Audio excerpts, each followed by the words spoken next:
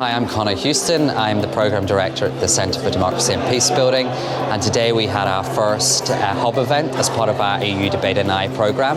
I think the most important question, and the question we're starting to ask today, is who's going to speak for Northern Ireland. What we did is we brought together members of business, civic, voluntary and community society to Belfast City Hall, and we had roundtable discussions on the issues that are going to affect Northern Ireland in the upcoming referendum on continued UK membership of the EU. I'm Andrew McCracken. I'm the Chief Executive of the Community Foundation. You had a whole bunch of people coming from different perspectives: private sector, public sector, community and voluntary sector. The information that suits the politics. It's original, but the regional issues related. There's real diversity of opinions. It was a lively debate. I'm Sue McAllister and I work for the Department of Justice. So for me the issues are around what is the legislation and what are the policies and the requirements that we have to comply with as part of Europe. If we left the EU, all of a sudden the employment law would be in shambles. 500 million people talking to 1 billion people in China. I'm here today to talk about the European Union and higher education, what it means to us to be in the European Union and what it may mean to us if we exit the European Union.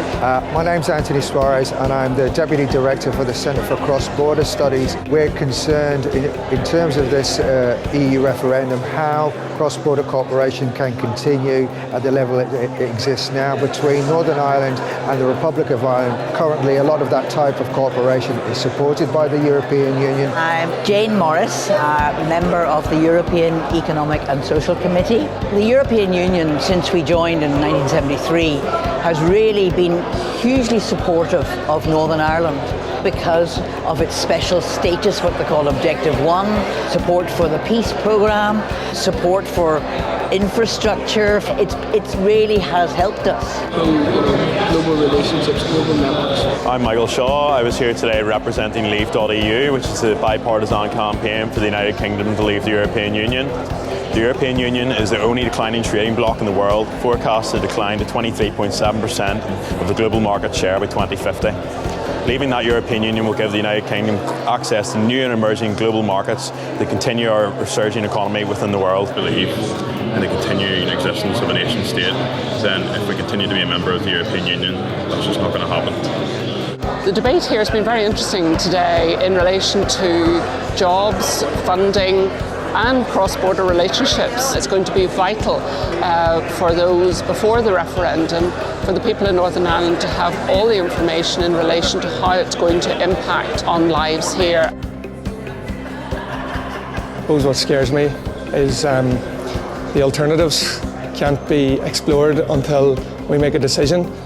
So there's an awful lot of uncertainty there, especially for young people. There's a question of free movement, which has been very important to building a more global mindset here, which is particularly important in the business world. In recession returns, we still think we're in a recession in Northern Ireland. To go back to a -2 is actually enormously damaging for the Northern Irish economy. I've come to the meeting this morning because the whole EU discussion is one of the central platforms for good business, and there's a very strong feeling amongst our members. Certainly we see opportunities to improve on the project, the European project, but the idea that leaving would be good for business and good for people in work is something that our members don't think is the case. I mean, obviously we're still waiting to hear what a reformed Europe for the UK could mean.